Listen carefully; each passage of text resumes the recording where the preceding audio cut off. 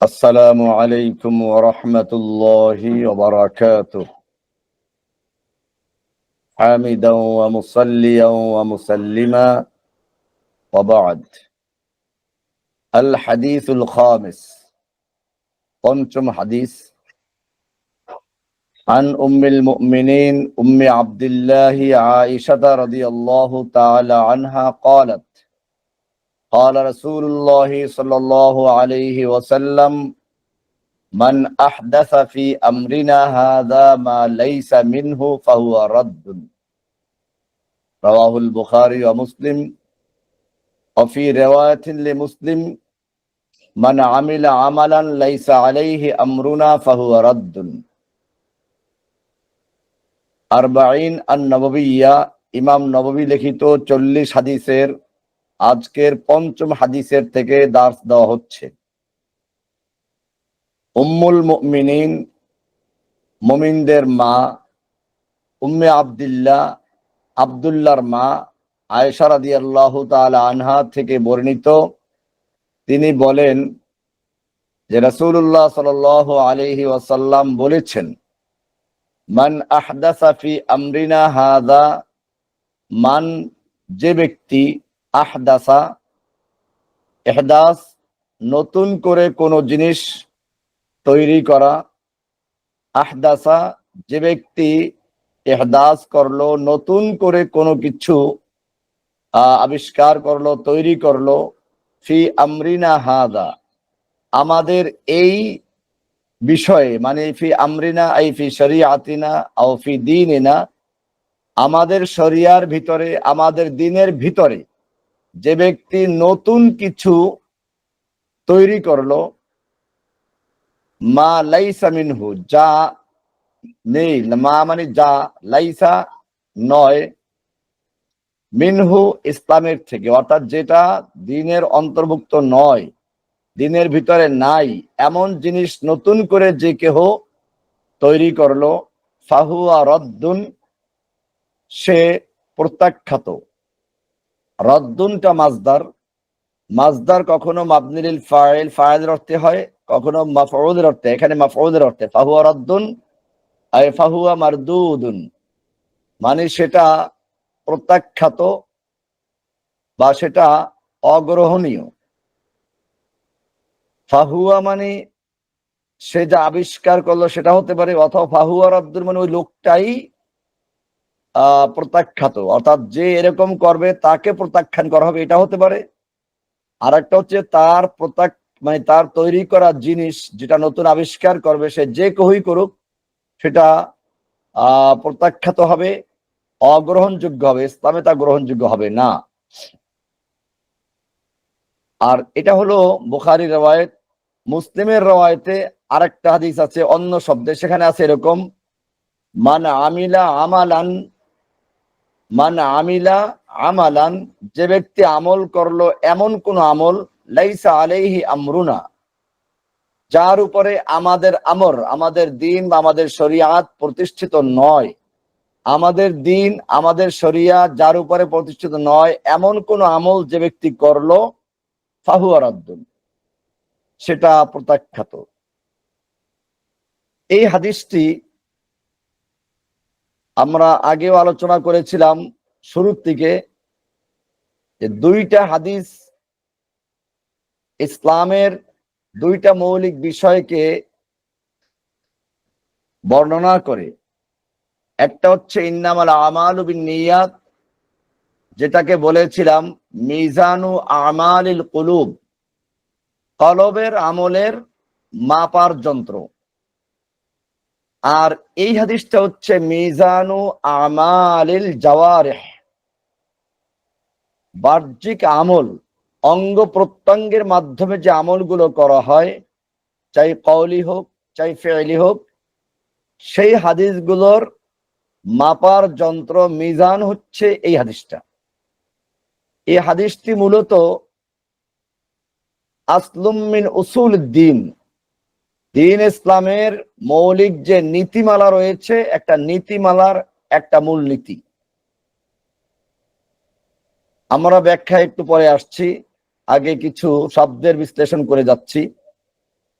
এখানে প্রথমে আছে আন উম্মিল মুমিনিন, মুমিনদের মা আয়েশা রাদিয়াল্লাহু তাআলা আনহা, যেহেতু আল্লাহর নবীর একজন স্ত্রী, আর নবীর স্ত্রীদেরকে উম্মাহাতুল মুমিনিন বলা হয়। কোরআনই বলা আছে সূরা আহজাবের 6 নম্বর আয়াতে, ওয়া আজওয়াজুহু উম্মাহাতুহুম, নবীর স্ত্রীগণ হচ্ছে মুমিনদের মা। সুতরাং সমস্ত স্ত্রীগণই মুমিনদের মা।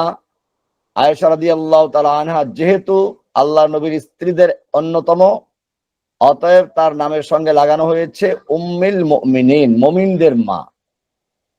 এরপরে আছে উম্মে আব্দুল্লাহ, আব্দুল্লাহর মা। এটা একটা কুনিয়াত।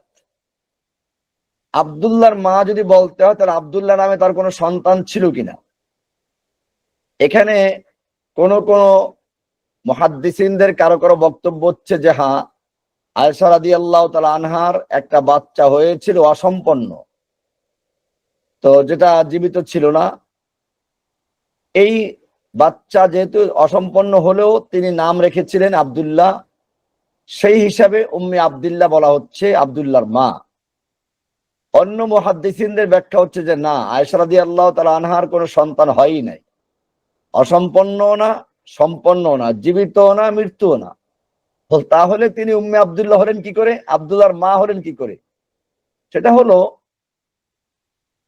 আয়েশা রাদিয়াল্লাহু তাআলা আনহা দেখলেন যে আল্লাহর কাছে সবচেয়ে বেশি প্রিয় নাম হচ্ছে আব্দুল্লাহ, আব্দুর রহমান।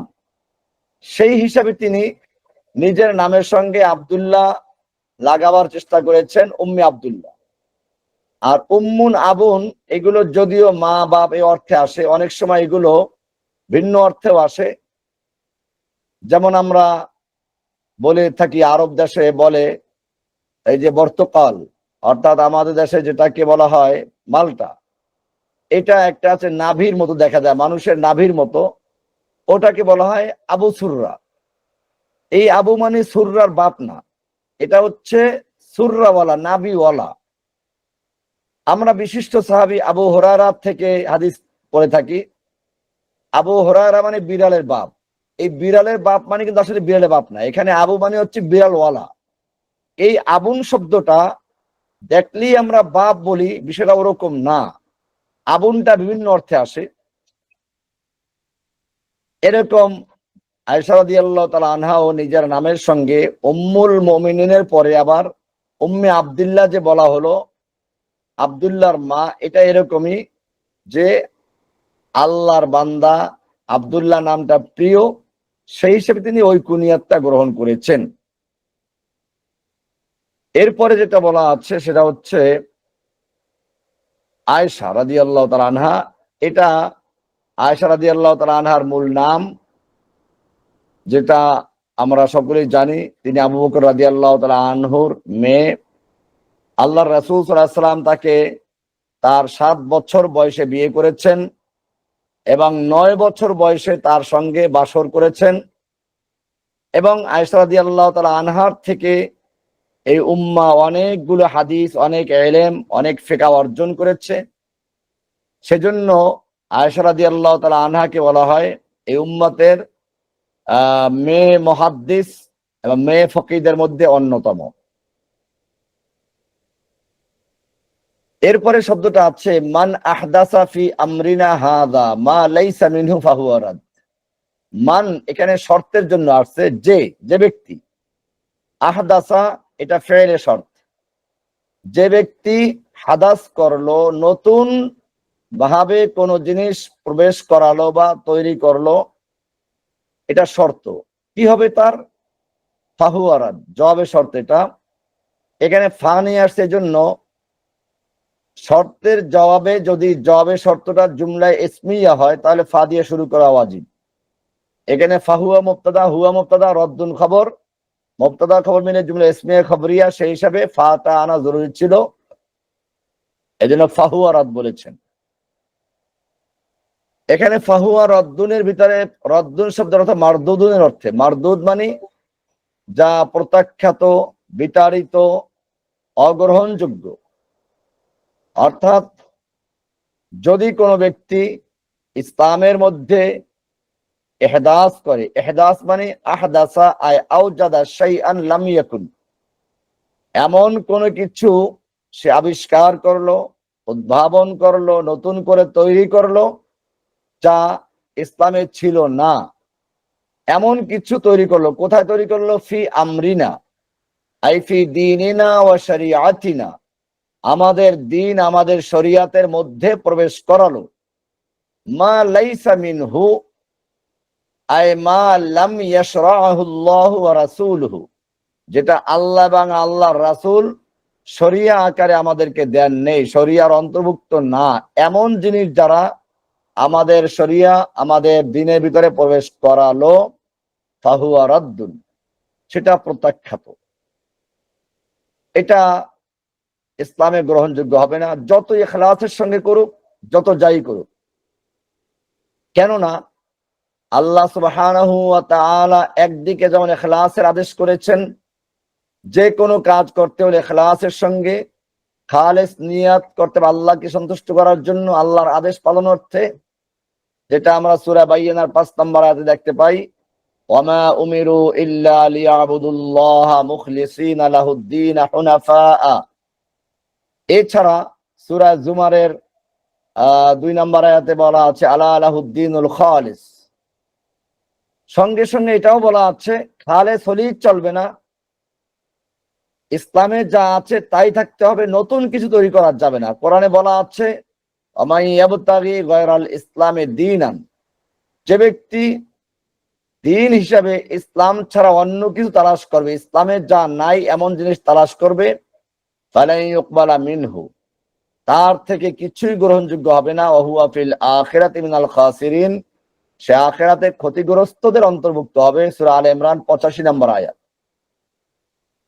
এমনি ভাবে মুসলিম শরীফের হাদিসে বলা হয়েছে, যেটা মান আমিলা আমালান লাইসা আলাইহি আমরুনা ফাহুয়া রাদ্দুন, এটা আরো ব্যাপক। মান আমিলা আমালান, যে ব্যক্তি এমন কোন আমল করলো, আমিলা আমালান, আমল করলো এমন কোন আমল, লাইসা আলাইহি আমরুনা, যা আমাদের দিন আমাদের শরিয়াত যার উপরে নয়, ফাহুয়া রাদ্দুন, সেটা প্রত্যাখ্যাত, বর্জিত, অগ্রহণযোগ্য। এটা আয়েশা রাদিয়াল্লাহু তাআলা আনহার আগের যে রিওয়ায়াত তার চেয়ে এটা আম। মান আহদাসা, যে আদেশটা হচ্ছে এটা আম, আরো ব্যাপক।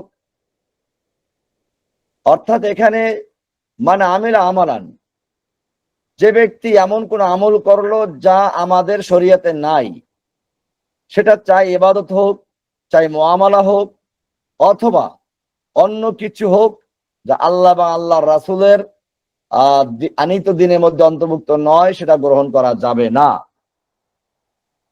এটা মনে রাখতে হবে। কেন নতুন কিছু তৈরি করার সুযোগ নাই কেন?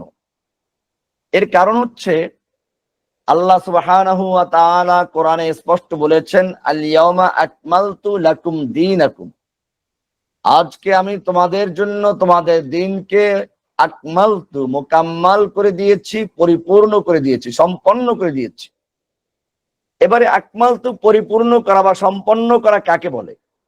ধরুন আপনি একটা ইমারত নির্মাণ করবেন, বিল্ডিং নির্মাণ করলেন, একেবারে টাইলসের কাজ শেষ হয়ে গেছে, চুনকামের কাজ শেষ হয়ে গেছে, সব শেষ হয়ে গেছে, আর কোনো কিছু বাকি নেই। এ সময় আপনার আদরের ছেলে বিদেশে বড় চাকরি করে, কোটি কোটি টাকা বেতন পায়, সে একটা স্বর্ণের ইট নিয়ে আসলো, বললো আব্বু এই বিল্ডিং এর যে কোনো এক জায়গায় আমার এই আনিত সুন্দর দামি স্বর্ণের ইটটা এক জায়গায় লাগান। আব্বু বলল যে না, আমার বিল্ডিং এর কাজ আকমালতু, আমি পরিপূর্ণ করে ফেলেছি, সম্পন্ন করে ফেলেছি, তোমার ইট লাগাবার কোনো জায়গা আমার বিল্ডিং এ এখন আর বাকি নেই। ছেলে বলল আপনি কি জানেন এই ইটটা কত সুন্দর, কত মূল্যবান, কত দামি? আপনার পুরা বিল্ডিং এর যে মূল্য তার চেয়ে অনেক বেশি মূল্য, আপনি একটু লাগান। এখন যদি ছেলের এই যে বারবার যে তার অনুরোধ রক্ষা করতে হয়, তাহলে কি করতে হবে? ওই এক ইট পরিমাণ জায়গা আগে খালি করতে হবে, ভাঙতে হবে, তারপরে লাগানো সম্ভব। ঠিক তেমনি ভাবে আল্লাহ রাব্বুল আলামিন জানিয়ে দিলেন, আল ইয়াউমা আকমালতু লাকুম দীনাকুম, আজকে আমি তোমাদের জন্য তোমাদের দিনকে আকমালতু, মুকাম্মাল করে দিয়েছি, সম্পন্ন করে দিয়েছি। তার মানে এখানে আর তোমার কোনো কিছু প্রবেশ করাবার সুযোগ নেই। তোমার যত বড় সুন্দর, যত বড় ইখলাস থাকুক, যত বড় সুন্দর আমল থাকুক, এটা ইসলামে ঢোকানোর সুযোগ নেই। কারণ আমি আমার দিনকে তোমাদের রাসূলের মাধ্যমে সম্পন্ন করে দিয়েছি, মোকাম্মাল করে দিয়েছি, পরিপূর্ণ করে দিয়েছি। এ কারণেই বলা হয়, যদি একটা বেদাত কোনো জায়গায় ঢুকে, ওখান থেকে ওই পরিমাণ সুন্নাহ উঠে যায় যা কিয়ামত পর্যন্ত আর কখনো ফিরে আসবে না। সে কারণেই মনে রাখতে হবে যে অনেকে মনে করে যে অসুবিধা কি, ভালো উদ্দেশ্য ভালো না, উদ্দেশ্য ভালো হলেই চলবে না। কারণ হচ্ছে এই, এতে আল্লাহ সুবহানাহু ওয়া তাআলা যে দ্বীনকে মোকাম্মাল করে দিয়েছেন, পরিপূর্ণ করে দিয়েছেন, আপনার ধারণা মতে দ্বীন পরিপূর্ণ হয় নাই, সেজন্য আপনি কিছু নতুন প্রবেশ করিয়ে দ্বীনকে পরিপূর্ণ করছেন, অসম্পন্ন দ্বীনকে সম্পন্ন করছেন। এটা আল্লাহর কোরআনকে অপমান করা, আল্লাহর রাসূলকে অবমাননা করা হয়। এই কারণেই ইমাম শাতিবী রাহমাতুল্লাহি আলাইহি বলেছেন, মান ইবতাদা বিদআতান ফায়ারাহা হাসানাতান ফাকাদ জাআমা আন্না মুহাম্মাদান সাল্লাল্লাহু আলাইহি ওয়াসাল্লাম খানা ফির রিসালা লিআন্না আল্লাহ আযজা ওয়া জাল্লা ইয়াকুল আল ইয়াওমা আকমালতু লাকুম দীনাকুম ফামাযা লাম ইয়াকুন ইয়াওমা ইযিন দীনান ফালাইসা আল ইয়াওমা দীনান। ইমাম শাতিবী রাহমাতুল্লাহ আলাইহি লেখেন, মান ইবতাদা বিদআতান, যে ব্যক্তি কোনো বিদআত তৈরি করলো, ফায়ারাহা হাসানাতান, এরপরে আবার নাম দেয় বেদাতে হাসানা। বেদাতে হাসানা আমাদের সমাজে এটা প্রচলিত আছে, যে বেদাত দুই রকম, বেদাতে সাইয়্যা, বেদাতে হাসানা। মনে রাখতে হবে বেদাতের কোনো ভাগ নেই, বেদাত বেদাতি। আল্লাহর রাসূল সাল্লাল্লাহু আলাইহি ওয়াসাল্লাম বলেছেন, ওয়া কুল্লু বিদআতিন দালালা, সকল বেদাত হচ্ছে গুমরাহি, ওয়া কুল্লু দালালাতিন ফিন্নার, আর সকল গুমরাহির পরিণত হচ্ছে আগুন, জাহান্নাম। সুতরাং বেদাত আবার হাসানা আর সাইয়্যা ভাগ করা, এটা আরেকটা বেদাত। মনে রাখতে হবে পায়খানা পায়খানাই, পায়খানার মধ্যে ভালো পায়খানা, খারাপ পায়খানা, গন্ধওয়ালা পায়খানা, গন্ধ ছাড়া পায়খানা, নতুন পায়খানা, পুরান পায়খানা, এসব ভাগ করার কোনো সুযোগ নেই, নাপাক নাপাক। আল্লাহর রাসূল বলেছেন কুল্লু বিদআতিন দালালা, কাজে কুল্লু বিদআতিন দালালা মানতে এটা একটা উসুল, এটা নীতিমালা, এটা সাধারণ কোনো কথা না। মৌলিক মূল নীতি বয়ান করা হয় যেসব কথা দিয়ে, সেটা হচ্ছে এই একটা মূল নীতি। এই হাদিসটি তার অন্তর্ভুক্ত, কারণ এটা সাধারণ জিনিস নয়। মান আহদাসা মানে ইবতাদা বিদআতান, যে ব্যক্তি কোনো বেদাত তৈরি করলো, নতুন করে ইসলামের ভিতরে কোনো কিছু সংযোজন করলো, তো ফায়ারাহা হাসানাতান, এরপরে আবার সেটাকে সে বেদাতে হাসানা বলে আখ্যায়িত করলো, ফাকাদ জাআমা, সেজন্য দাবি করলো, আন্না মুহাম্মাদান সাল্লাল্লাহু আলাইহি ওয়াসাল্লাম খানা ফির রিসালা, যে মুহাম্মদ সাল্লাল্লাহু আলাইহি ওয়াসাল্লাম রিসালাতের দায়িত্ব পালনে খেয়ানত করেছেন। নাউযুবিল্লাহি মিন যালিক। কেন? কারণ আল্লাহ বলছেন লিআন্নাল্লাহ আযজা ওয়া জাল্লা ইয়াকুলু আল ইয়াওমা আকমালতু লাকুম দীনাকুম, আল্লাহ বলছেন আজকে তোমাদের জন্য তোমাদের দিনকে আকমালতু, মুকাম্মাল করে দিয়েছি, সম্পন্ন করে দিলাম, পরিপূর্ণ করে দিলাম। আর আপনি বললেন যে না, পরিপূর্ণ হয় নাই, কিছু ঢুকাতে হবে। তাহলে বিষয়টা এমন হলো না, সরকার বলল তোমাদের চেয়ারম্যান সাহেবকে আমরা 50 মণ গম দিয়েছি, এলাকার লোক বলল 1 মণও পাই নাই, বা 49 মণ পেয়েছি, 1 মণ পাই নাই, তাহলে বুঝতে হবে আর 1 মণ গেল কোথায়? এটা চেয়ারম্যান সাহেব খেয়ে ফেলেছেন, তার পেটে চলে গেছে, খেয়ানত করেছেন। তো ঠিক তেমনি ভাবে আল্লাহ বলছেন তোমাদের দিনকে মোকাম্মাল করে দিলাম, পরিপূর্ণ করে দিলাম, আর আপনি বললেন যে না, নতুন কিছু ঢুকাতে হবে, ভালো জিনিস। তাহলে আপনি যেন বললেন যে আল্লাহ তো মোকাম্মাল দিলেন, কারণ আল্লাহ তো নাউযুবিল্লাহ মিথ্যা বলবেন না, আল্লাহ পরিপূর্ণ করে দিয়েছেন, আপনি পরিপূর্ণ পান নাই, সেজন্য কিছু ঢুকাতে হচ্ছে।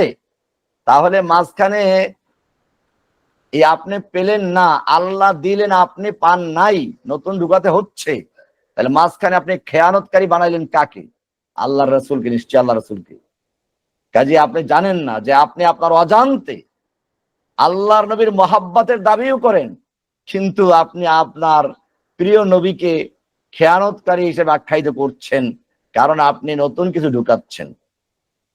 এই কারণেই ইমাম শাতিবী রাহমাতুল্লাহ আলাইহি বলেন, হামাদা লাম ইয়াকুন ইয়াউমা ইদিন দীনান, আল্লাহ যেদিন মুহাম্মদ সাল্লাল্লাহু আলাইহি সাল্লামের মাধ্যমে দ্বীনকে পরিপূর্ণ করেছেন, ইসলামের ইমারত, ইসলামের বিল্ডিং কে সমাপ্ত করেছেন, সেই দিন পর্যন্ত ইসলামে যা প্রবেশ করেছে ওটাই ইসলাম।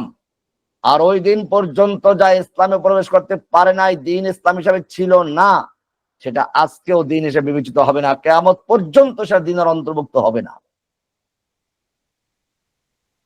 মনে রাখতে হবে, আল্লাহ সুবহানাহু ওয়া তাআলা এই দিনকে মোকাম্মাল করে দিয়েছেন রাসূলের মাধ্যমে।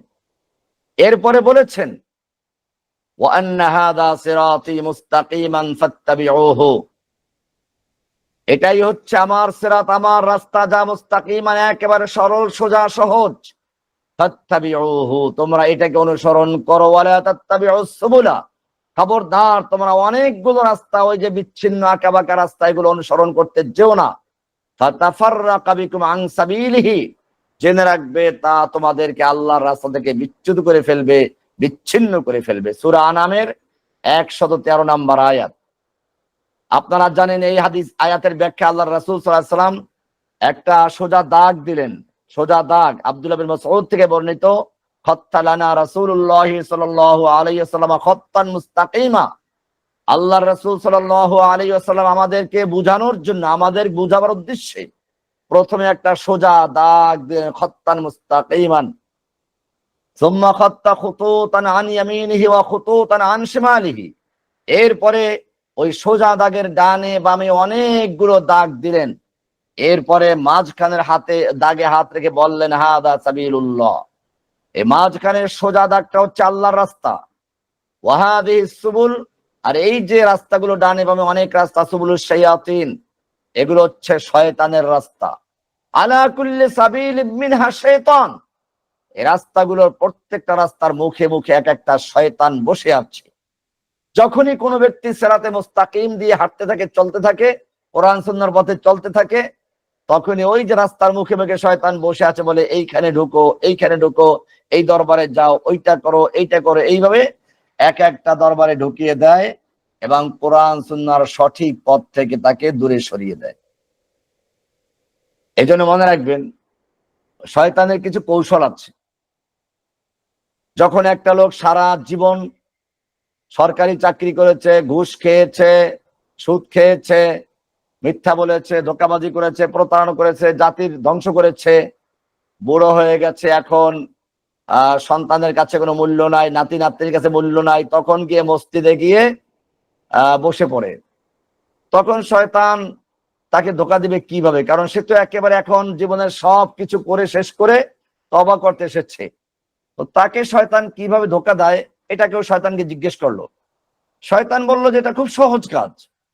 তার পাশে আমি গিয়ে সুন্দরভাবে বসি, এরপরে বলি যে ভাই, আপনি সারা জীবন অন্যায় করেছেন, পাপ করেছেন, গুনাহ করেছেন, এভাবে তওবা করলে কাজ হবে না।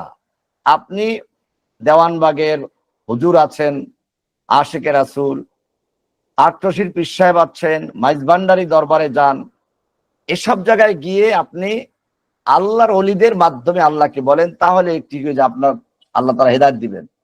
বাস এরকম একটা ভণ্ড পীর ধরাই দেই, এরপরে আমার কোনো কাজ নেই, বাকি কাজ ওই পীর সাহেবই করে। অর্থাৎ ওই ভণ্ড পীর একজন ধরাই দিয়ে সে ভণ্ড ওই সব কাজগুলো, শয়তানের কাজ যা আছে সব আঞ্জাম দেয়। কাজে মনে রাখতে হবে যে যখনই কোনো ব্যক্তি সিরাতে মুস্তাকিমে চলতে চায়, তওবা করে কোরআন সুন্নাহর পথে আসতে চায়, দেখবেন তাদেরকেই ধরে। আরে ভাই, অনেক লোক তো দিনের পথে নেই, যারা অনেক এখনো আছে দিনের থেকেই দূরে, তুমি তাদের কাছে যাও। যারা দিনের পথে আসছে, কোরআন হাদিস চলতে চায়, তুমি তাকে কেন পিছে লাগলা? তাকে গাড়ি ভাড়া দিয়ে, রিক্সা ভাড়া দিয়ে তাকে ওই বিভিন্ন ল্যাংটার দরবার, অমুক দরবার, তমুক দরবারে নিয়ে যায়। এটাই হাদিসে আল্লাহ রাসূল সাল্লাল্লাহু আলাইহি ওয়াসাল্লাম বলেছেন যে প্রত্যেকটা রাস্তার মুখে মুখে এক এক শয়তান বসে আছে। যখনই কোনো ব্যক্তি সিরাতে মুস্তাকিমে চলতে চায়, শয়তান তাকে সিরাতে মুস্তাকিম থেকে সরিয়ে বিভিন্ন দরজায় ঢুকিয়ে দেয়। এরপরে আল্লাহ রাসূল সাল্লাল্লাহু আলাইহি ওয়াসাল্লাম এই আয়াত পড়লেন সূরায়ে আনামের 153 নম্বর আয়াত, ওয়া আন্না হাযা সিরাতী মুস্তাকিমান ফাত্তাবিউহু ওয়া লা তাত্তাবিউস সুবুলা ফাতাফাররাকা বিকুম আন সাবিলি। এখানে সিরাতী বলা হয়েছে। সিরাত মানে কি? আমরা বাংলায় সবাই পড়ি রাস্তা, সিরাত মানে আসলে রাস্তা না। আরবি যারা জানেন, আরব দেশে গেছেন তারা জানেন রাস্তার আরবি অনেক আছে। তরিক মানে রাস্তা, শারে মানে রাস্তা, রাস্তার মধ্যে বিভিন্ন আছে, 60 ফিট রাস্তা, শারে সিত্তিন, রাজপথ, শারে আম। কিন্তু এই যে আমাদের সিরাত মানে রাস্তা করি বাংলায়, এই সিরাত কোন জায়গায় কি আপনারা শুনেছেন আরবিতে? সিরাত মানে আসলে রাস্তা না, সিরাত মানে হচ্ছে পুল। আপনারা কেয়ামতের মাঠে যে আল্লাহ তাআলা কেয়ামতের মাঠ এবং জান্নাত পর্যন্ত একটা পুল করবেন, নিচে থাকবে জাহান্নাম, সিরাত বলা ওটাকে, পুল সিরাত বলি আমরা, আসলে সিরাত মানেই পুল। তাহলে সিরাত হচ্ছে এমন পুল যেই পুলের শুরু থেকে শেষ পর্যন্ত গন্তব্যে পৌঁছানো পর্যন্ত মাঝখানে কোনো বিকল্প নেই। মনে করুন স্থলের রাস্তা দিয়ে যদি এক জায়গায় পুলিশে চেক বসায়, আপনি কোন সাইড রাস্তা দিয়ে চলে যেতে পারবেন, অথবা গাড়ি রেখে আপনি পালাই গেলেন। কিন্তু যদি পদ্মা ব্রিজের মাঝখানে চেকপোস্ট বসায়, তা আপনি কই যাবেন? সাইডে যাওয়ার কোনো সুযোগ নেই, নিচে নদী, ডানে বামে যাওয়ার সুযোগ নেই, পিছনে ব্যাক করবেন গাড়ি আরো আছে, সামনে যাবেন পুলিশের চেক। এই যে যেখানে বিকল্প কোনো ব্যবস্থা থাকে না, একেবারে নিজের অবস্থান থেকে গন্তব্যে পৌঁছা পর্যন্ত এক রাস্তা, যার কোনো শাখা রাস্তা নেই, যার কোনো আঁকাবাঁকা নেই, বিকল্প নেই, যেখান থেকে পালাবার কোনো সুযোগ নেই, এরকম রাস্তাকে বলা হয় সিরাত। আল্লাহ বলছেন ওয়া আন্না হাযা সিরাতী মুস্তাকিমান, এটাই হচ্ছে আমার রাস্তা সিরাত, যে সিরাতের কোনো বিকল্প নেই, যে সিরাতের কোনো শাখা প্রশাখা নেই, যে সিরাতের কোনো পালাবার কোনো সুযোগ নেই। এই সিরাতে চলতে থাকতে হবে একেবারে সিরাতে মুস্তাকিম, জান্নাতে যাওয়ার জন্য। এখান থেকে কেউ পালালে সে পড়ে যাবে নদীতে, জাহান্নামে পড়ে যাবে, শয়তানের খপ্পরে পড়ে যাবে। সেজন্য মনে রাখতে হবে, দিন আল্লাহ তাআলা তার রাসূলের মাধ্যমে মোকাম্মাল করেছেন, পরিপূর্ণ করেছেন, সম্পন্ন করেছেন। এখন যদি নতুন কিছু ঢুকাতে যাওয়া হয়, তার মানে হচ্ছে আল্লাহর নবীর মাধ্যমে যে দিন মোকাম্মাল হয়েছে, আল্লাহ যেটা বলেছেন সম্পন্ন করে দিয়েছেন, এটা হয়তো নাউজুবিল্লাহ আল্লাহ ঠিক বলেন নাই, অথবা আল্লাহ ঠিক বলেছেন, রাসূল ঠিক মতো পৌঁছান নাই। আপনি কি বলতে চান যে রাসূল ঠিক মতো পৌঁছান নাই? না, রাসূল সে ফাঁক মেরে দিয়েছেন। আল্লাহর রাসূল বিদায় হজের ভাষণের সময় এই জন্যই তিনি প্রশ্ন করেছেন, হ্যাঁ উম্মতরা শোনো, কিয়ামতের মাঠে তোমাদের যেমন প্রশ্ন করা হবে, আমাকেও প্রশ্ন করা হবে। কারণ আমাকে দায়িত্ব দেওয়া হয়েছিল, ইয়া আইয়ুহার রাসূল বাল্লিগ মা উনজিলা ইলাইকা মির রাব্বিক, হে রাসূল আপনার রবের পক্ষ থেকে আপনার প্রতি যা নাজিল করা হয়েছে, বাল্লিগ, আপনি তা তাবলীগ করুন, পৌঁছে দিন। তো আল্লাহর রাসূলের আয়াতের যে দায়িত্ব দেওয়া হয়েছে, তাবলীগের দায়িত্ব, দিনকে পৌঁছে দেওয়ার দায়িত্ব, এ প্রসঙ্গে সাহাবায়ে কেরামদের থেকে প্রশ্ন করলেন যে আলা হাল বাল্লাগতু, এই সাহাবীরা বলো, আমাকে যে আল্লাহ তাআলা দ্বীনকে তাবলীগ করা, পৌঁছে দেওয়ার দায়িত্ব দিয়েছিলেন, আমি কি পৌঁছিয়েছি? তিনবার বললেন আলা হাল বাল্লাগতু, আলা হাল বাল্লাগতু, আলা হাল বাল্লাগতু। সাহাবায়ে কেরাম উত্তর দিলেন নাম কাদ বাল্লাগতার রিসালা ওয়া আদ্দাইতাল আমানা ওয়া নাসাহাতাল উম্মাহ, হ্যাঁ আমরা সাক্ষ্য দিচ্ছি আপনি আল্লাহর দেওয়া রিসালার দায়িত্ব ঠিকমতো পৌঁছিয়েছেন, আমানত আপনি পৌঁছে দিয়েছেন, উম্মার জন্য কল্যাণময় কাজ করেছেন, আমরা সে সাক্ষ্য দিচ্ছি। তারা বলেন নাই যে আপনি 60,000 কালাম গোপন করেছেন, 40,000 জাহির করেছেন। তারা বলেন নাই সিনার মধ্যে কিছু ছিল যা আপনি আলীকে গোপন দিয়েছেন। না, আল্লাহ তাআলা বলেছেন বাল্লিগ মা উনজিলা ইলাইকা মির রাব্বিক, আপনার প্রতি আপনার রবের পক্ষ থেকে যা নাজিল করা হয়েছে সবটা পৌঁছে দেন, কোনো কিচ্ছু গোপন করতে পারবেন না। আর রাসূলও সেটা পৌঁছে দিয়েছেন, সাহাবায়ে কেরাম সাক্ষ্য দিয়েছেন আলা হাল বাল্লাগতু নাম কাদ বাল্লাগতার রিসালা ওয়া আদ্দাইতাল আমানা ওয়া নাসাহাতাল উম্মাহ, সবকিছু পৌঁছে দিয়েছেন। তাহলে সব যখন আল্লাহ তাআলা দিলেন, রাসূল সাল্লাল্লাহু আলাইহি ওয়াসাল্লাম সব পৌঁছে দিলেন, আল্লাহ এরপরে একটা সিল গলা করে দিলেন, মোহর লাগিয়ে দিলেন, আল ইয়াউমা আকমালতু লাকুম দীনাকুম, দিনকে মোকাম্মাল করে দিয়েছি। এরপরে আপনি কি আবিষ্কার করতে চান আর কি ঢুকাতে চান, আপনি তাহলে হয়তো আল্লাহর চেয়ে বেশি বুঝছেন অথবা রাসূলের চেয়ে বেশি বুঝে ফেলেছেন। এটা মনে রাখতে হবে যে আপনি দ্বীনের কোনো উপকার তো করেন নাই। এই হাদিস অনুযায়ী আয়েশা রাদিয়াল্লাহু তাআলা হাদিস, আল্লাহর রাসূল সাল্লাল্লাহু আলাইহি ওয়াসাল্লাম বলেছেন, মান আহদাসা ফি আমরিনা হাযা মা লাইসা মিনহু ফাহুয়া রাদ। যে ব্যক্তি এই আমাদের দ্বীনের মধ্যে, শরিয়ার মধ্যে এমন কিছু আবিষ্কার করবে যা দ্বীনের ভিতরে নাই, ফাহুয়া রাদ, সেটা প্রত্যাখ্যাত, বর্জিত, অগ্রহণযোগ্য, এটা ইসলামে অন্তর্ভুক্ত হতে পারে না। এখানে আপনারা মনে রাখবেন, কোন আমল শরীয়তের মুয়াফিক হওয়ার জন্য ছয়টা জিনিস আছে। ছয়টা জিনিসে মিল থাকতে হবে। কয়টা জিনিস? ছয়টা। আমি পরে হয়তো জিজ্ঞেস করব, কোন জিনিস শরীয়তের মোতাবিক হওয়ার জন্য, আল্লাহ প্রদত্ত শরিয়ার মোতাবিক হওয়ার জন্য ছয়টা জিনিসের মধ্যে মিল থাকতে হবে। এক নাম্বার হলো সাবাব, কারণ। দুই নম্বরে জিন্স, তিন নম্বরে কদর, চার নম্বরে কাইফিয়ত, পাঁচ নম্বরে জামান, ছয় নম্বরে মাকান। এই ছয়টা জিনিসে যদি শরিয়ার সাথে মুয়াফিক হয় তাহলে গ্রহণযোগ্য হবে, মুয়াফিক না হলে যা মারদুদ হবে, প্রত্যাখ্যাত হবে, বর্জিত হবে। এক নম্বর যে সওয়াব, অর্থাৎ আপনি যে আমলটা করবেন সেটা শরিয়াতে যে সওয়াব আছে ওই সওয়াবের সঙ্গে মিল থাকতে হবে। তার মানে হচ্ছে, যেমন মসজিদে প্রবেশ করা সওয়াব 2 রাকাত সালাতের জন্য, এখন মসজিদে প্রবেশ করে 2 রাকাত সালাত পড়তে হবে। আপনি তৈরি করলেন, আপনার ঘরে প্রবেশ করতে হলে 2 রাকাত সালাত পড়তে হবে, বা আপনার পীরের খানকায় প্রবেশ করলে 2 রাকাত সালাত পড়তে হবে।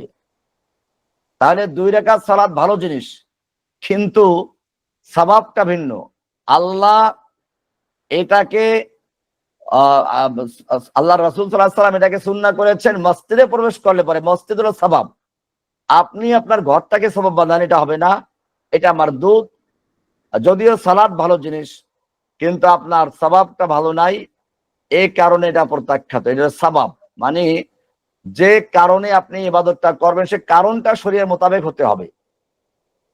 দুই নাম্বার,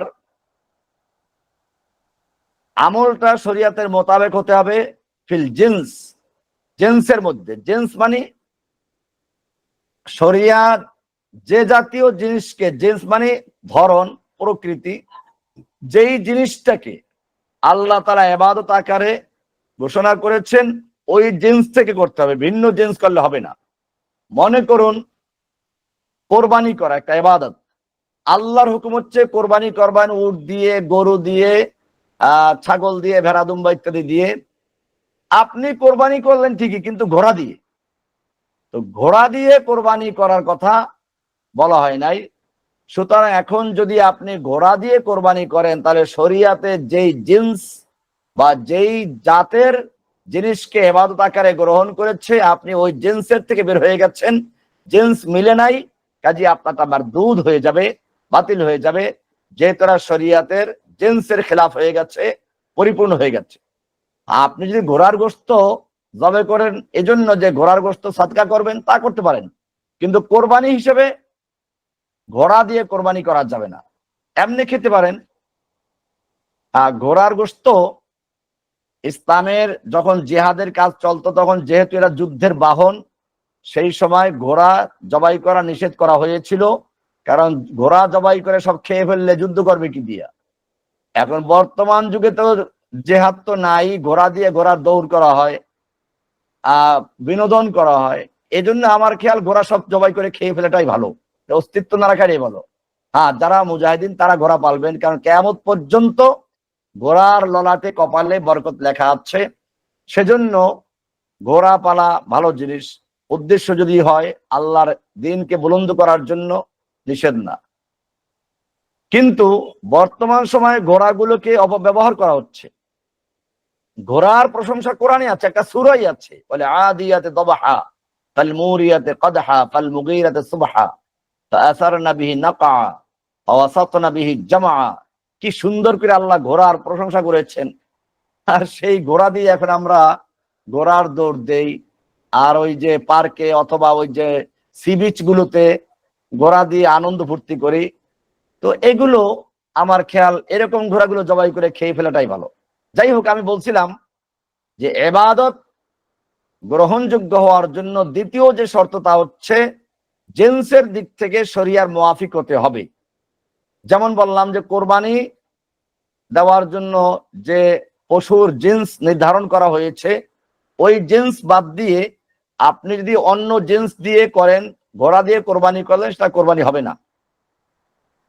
এখন পশু জবাই করা, সাদকা করা এটা ভালো জিনিস, কিন্তু যেহেতু ঘোড়া কোরবানি দেওয়ার যে পশু তার অন্তর্ভুক্ত নয়, শরিয়াটাকে নির্ধারণ করে নাই, ওই জিন্সের মধ্যে পড়ে নাই, কাজে আপনারা মারদুদ। 3 নম্বর হলো আইয়াকুনাল আমাল মুওয়াফিকান লিশ-শরিয়াতি ফিল কদর, পরিমাণের দিক দিয়ে শরিয়াতের মোতাবেক হতে হবে। এখন কেউ যদি শরিয়াত যে পরিমাণ নির্ধারণ করেছে এর চেয়ে বৃদ্ধি করে, কম করে, তাহলে এটা মারদুদ হবে, ফাহুয়া রাদ্দুন। উদাহরণস্বরূপ, উযুর ভিতরে যে অঙ্গগুলো ধুইতে হয় সেগুলো 3 বার ধোয়াটা সুন্নাহ বলা হয়েছে। এখন যদি কেউ 4 বার ধোয় তাহলে সে অতিরিক্ত করলো, তারটা ফাহুয়া রাদ্দুন, প্রত্যাখ্যাত, সে বিদআত করলো। এরকম ভাবে আমি বলে থাকি যে আপনি ফজরের সালাত পড়লেন 4 রাকাত ফরজ, আসর 4 রাকাত, এশাও 4 রাকাত, মাঝখানে মাগরিব কেন 3 রাকাত হবে। আপনি একেবারে দরজা বন্ধ করে একা, কেউ জানবে না, দেখবে না, ইখলাসের সঙ্গে মাগরিবের নামাজটাও 4 রাকাত পড়লেন। উদ্দেশ্য হলো 1 রাকাত বেশি হলে একটা রুকু বাড়বে, 2টা সেজদা বাড়বে, সুবহান রাব্বিল আযীম বাড়বে, আলা বাড়বে। আমি কত, আর হাদিসে আছে আকরাবু মা ইয়াকুনুল আবদু ইলাল্লাহি ওয়া হুয়া সাজিদুন, বান্দা আল্লাহর সবচেয়ে নিকটবর্তী হয় তখন যখন সিজদায় রত থাকে। সেইখানে 2টা সিজদা বেড়ে যাবে, সুবহান রাব্বিল আলা বাড়বে, আমার রবের সামনে মাথা ঝুঁকিয়ে দিচ্ছি, এর চেয়ে আর বড় কি আছে? এইরকম পূর্ণ ইখলাস নিয়ে আপনি মনের ভিতরে বড় সবের আশা নিয়ে দরজা বন্ধ করে, দুনিয়ার কেউ দেখবে তাও না, শুধুমাত্র আল্লাহকে খুশি করার জন্য মাগরিবের নামাজটা ফরজ 4 রাকাত পড়লেন, নামাজ হবে? হবে না। কারণ কি? ওই যে আমাদের ইবাদত কবুল হওয়ার জন্য তৃতীয় শর্ত হচ্ছে আইয়াকুনাল আমাল মুওয়াফিকান লিশ-শরিয়াতি ফিল কদর, পরিমাণে শরিয়াতের সমান হতে হবে, বেশ কম করা যাবে না। সুতরাং যে ব্যক্তি বাড়াইলো সে ফাকাদ আসআ ওয়া তাআদ্দা ওয়া যালামা। আল্লাহর রাসূল সাল্লাল্লাহু আলাইহি ওয়াসাল্লাম বলেছেন যে তাওয়াদ্দা সালাসান, 3 বার ওযু করো, আর অঙ্গগুলো 3 বার ধো। যে ব্যক্তি এর বেশি করলো ফাকাদ আসআ ওয়া তাআদ্দা ওয়া যালামা, আল্লাহর রাসূল সাল্লাল্লাহু আলাইহি ওয়াসাল্লাম বলেছেন সে অন্যায় করলো, সীমা লঙ্ঘন করলো, জুলুম করলো। এই হাদিসটা আছে মুসনাদে আহমদের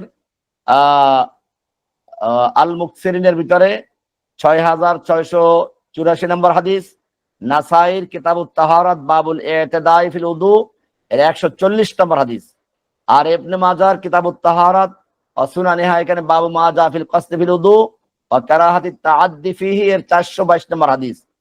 কাজী আপনি তো উযুর করতে 3 বারের জায়গায় 4 বার ধুলেন সওয়াবের উদ্দেশ্যে, আল্লাহর রাসূল সাল্লাল্লাহু আলাইহি ওয়াসাল্লাম বলেন ফাকাদ আসআ ওয়া তাআদ্দা ওয়া যালামা, সে অন্যায় করলো, খারাপ কাজ করলো, সীমা অতিক্রম করলো এবং সে জুলুম করলো। সুতরাং বোঝা গেল যে বেশি করলেই হবে না, আমলটা মুওয়াফিকাতান লিশ-শরঈ ফিল কদর হতে হবে। 4 নাম্বার আইয়াকুনাল আমাল মুওয়াফিকান লিশ-শরিয়াতি ফিল কাইফিয়াত, কোন আমল গ্রহণযোগ্য হওয়ার জন্য শর্ত হচ্ছে শরিয়ার মুওয়াফিক হতে হবে কাইফিয়াতের দিক থেকে। তার মানে হচ্ছে শরিয়াতে যে পদ্ধতি দিয়েছে এই পদ্ধতি ছাড়া যদি অন্য কোনো পদ্ধতিতে ইবাদত করা হয়, কাইফিয়াত পদ্ধতি বা কিরূপ স্বরূপ, শরিয়াতে যে রূপ, যে পদ্ধতি, যে পন্থা শরিয়া দিয়েছে এর বিপরীত কোন খালাফা শরিয়াতা ফি কাইফিয়াতিহি, শরিয়ার দেওয়া কাইফিয়াত পদ্ধতি বাদ দিয়ে ভিন্ন এক পদ্ধতিতে সে ইবাদত করলো, এটাও ফাহুয়া রাদ্দুন। উদাহরণস্বরূপ, কোন ব্যক্তি সালাত আদায় করলো, তো সালাতে রুকু হবে আগে, সেজদা পরে হবে, কিন্তু উনি কাইফিয়াত উল্টিয়ে দিলেন, আগে করলেন সেজদা তারপরে করলেন রুকু, তাহলে কি হবে? সে কাইফিয়াতের ভিতরে পরিবর্তন ঘটালো। এরকম ভাবে আরো যতগুলো আছে এই শরিয়াতের, যে ব্যক্তি মনে করেন উজু করতে গেল, আগে পাও ধুইলো, তারপরে মাথা মাসে করলো, এরপরে হাত ধুইলো, তারপর চেহারা ধুইলো, উল্টা করলো, তাহলে সেও শরীয়তের খেলাপ করলো, ফাহুয়া রদ্দুন, এটাও সে প্রত্যাখ্যাত হবে। এরকম ভাবে আহ শরিয়াতের যে কাইফিয়ত আছে, জিকির আজগার তাসবিহ তাহলিল করা, এখন আপনি কাইফিয়ত ভিন্ন কোন কাইফিয়ত তৈরি করলেন, এটা সব ক্ষেত্রেই, অর্থাৎ শরিয়াতে যেটার জন্য যে পদ্ধতি কাইফিয়াত দিয়েছে, শরিয়াত বর্ণিত কাইফিয়াত পদ্ধতি বাদ দিয়ে ভিন্ন কোনো কাইফিয়াত পদ্ধতি তৈরি করাটাও ফাহুয়া রদ্দুন। যদিও আমলটা সহি, জিকির আজগার কোরআনে আছে, সালাত কোরআনে আছে, হাদিসে আছে, উযু করতে হবে হাদিসে আছে, কোরআনে আছে, কিন্তু আপনি সালাত এবং সিয়াম, হজ, যাকাত ইত্যাদির যে পদ্ধতি আছে এগুলো উল্টেই দিলেন, কাইফিয়াত চেঞ্জ করে দিলেন, তাহলে ফাহুয়া রদ্দুন। 5 নাম্বার, আইয়াকুনাল আমাল মুওয়াফিকান লিশ-শরীআতি ফিজ জামান, শরিয়ার মুওয়াফিক হতে হবে আমলটা জামানার ক্ষেত্রে, সময়ের ক্ষেত্রে। তার মানে আল্লাহ তাআলা যেমন সালাতকে ফরজ করেছেন, ইন্নাস সালাতা কানাত আলাল মুমিনিনা কিতাবাম মাওকুতা, ফরজ করা হয়েছে সালাতকে সময়ের সাথে নির্ধারণ করে। আপনি এখন যোহরের সালাত পড়লেন সময় প্রবেশ করার আগে, আপনি ফাহুয়া রদ্দুন, আপনার সালাত রদ হয়ে গেছে, এটা কবুল করা হবে না। কোরবানি আপনি করলেন ঈদের সালাতে যাওয়ার আগে, শরিয়া নির্ধারণ করেছে ঈদের সালাতের পরে, আপনি কোরবানি করলেন ঈদের সালাতের আগে, তাহলে আপনার এই কোরবানি গ্রহণযোগ্য হবে না, কারণ জামানার ক্ষেত্রে, সময়ের ক্ষেত্রে আপনি শরিয়ার মুওয়াফিক করেন নাই। সুতরাং যে ইবাদত সময়ের সাথে সম্পৃক্ত, সেটা ওই সময়ের সাথে সম্পৃক্ত রেখেই করতে হবে, তার আগে পরে করা যাবে না। উল্টাপাল্টা করলে ওটা ফাহুয়া রদ্দুন, এই আহদাসার অন্তর্ভুক্ত হয়ে রদ হয়ে যাবে। এমনি ভাবে ইতিকাফ, এটা একটা সময় আছে, এটা রমজান মাসের আল্লাহ রাসূল ইতিকাফ করেছেন। আপনি রমজান বাদ দিয়ে ইতিকাফ করতে পারেন, সেটা মান্নত ইতিকাফ হতে পারে। যেমন ওমর রাদিয়াল্লাহু তাআলা আল্লাহ রাসূল প্রশ্ন করেছিলেন যে আমি তো জাহিলি যুগে ইতিকাফের মান্নত করেছিলাম, ইতিকাফটা এখন করবো কিনা? আল্লাহ রাসূল বললেন যে হ্যাঁ করো, তাহলে ইতিকাফ করা যাবে। কিন্তু সুন্নাহ যে মুআক্কাদা, যেটা আল্লাহ রাসূল করেছেন, ওই ইতিকাফ যদি করতে চান তাহলে ওটা রমজান মাসই হতে হবে, রমজানের বাইরে না। এমনি ভাবে 6 নাম্বার হচ্ছে আমলটা ইয়াকুনাল আমাল মুওয়াফিকান লিশ-শরিয়া ফিল মাকান, স্থানের দিক থেকে শরিয়া মুওয়াফিক হতে হবে। অর্থাৎ আপনি শরিয়াতে যে ইবাদতের জন্য স্থান নির্ধারণ করে দিয়েছে, ওগুলো ওই স্থানেই করতে হবে, ওই স্থান বাদ দিয়ে করা যাবে না। যেমন মনে করুন ইতিকাফ করা, এটা হচ্ছে ওয়ান্তুম আকিফুনা ফিল মাসাজিদ, মসজিদে ইতিকাফ করতে হবে। এখন যদি কেউ ইতিকাফ করে মাদ্রাসায় খানকা বানাইলো, ইতিকাফ করলো, অথবা তার ঘরটাকে ইতিকাফের জায়গা বানাই দিল, না, এটা জায়েজ হবে না।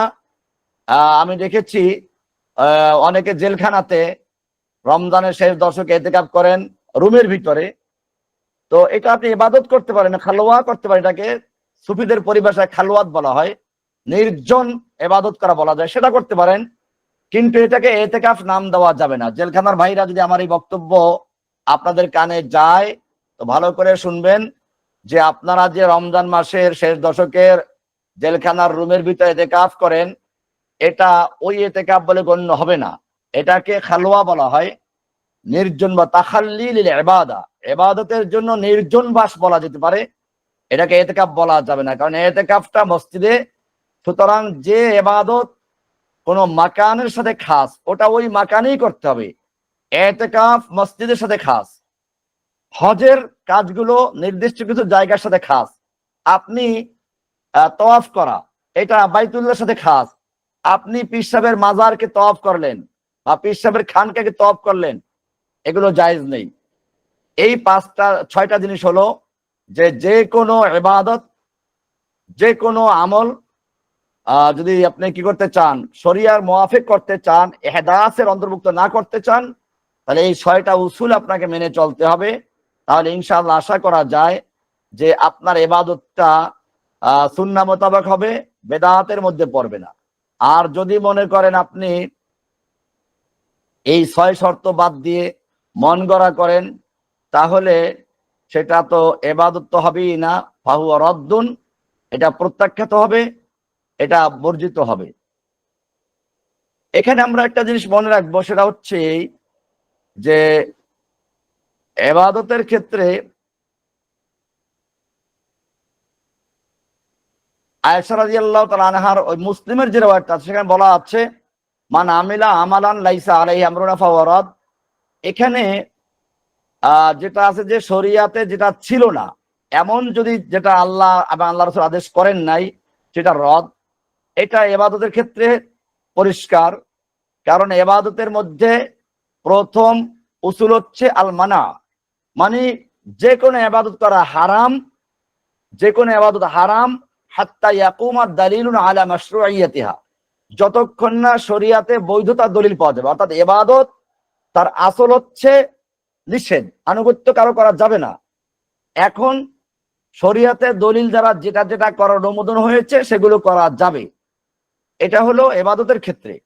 মনে করুন একজন লোক আল্লাহর খুব বেশি ইবাদত করতেছে, কোনো একটা ইবাদত করলো, তো একজন মানুষ গিয়ে বলল যে আপনার ইবাদত, তো বললো যে মাদ-দালিলু আলা আন্নাহু হারাম, এটা যে হারাম তার দলিল কি?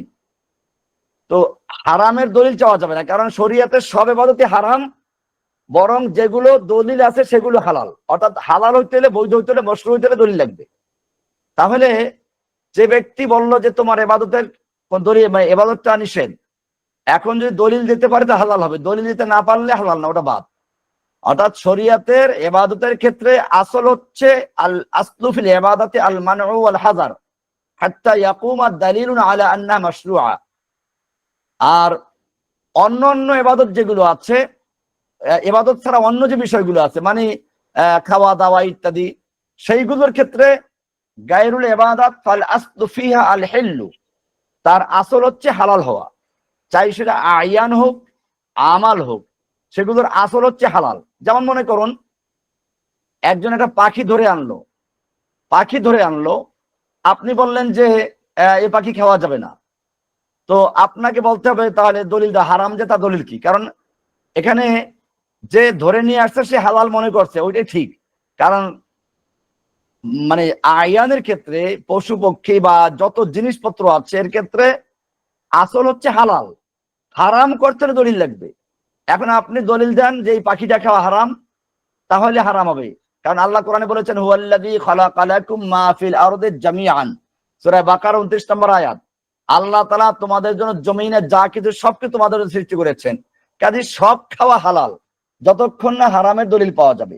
এখন আমরা দেখলাম যে শরিয়াতের মধ্যে জিনা, ওই যে যেগুলোর নখর আছে ফেলে চেড়ে খায় ওগুলো হারাম, এরকম ভাবে যেগুলো হিংস্র ওগুলো হারাম।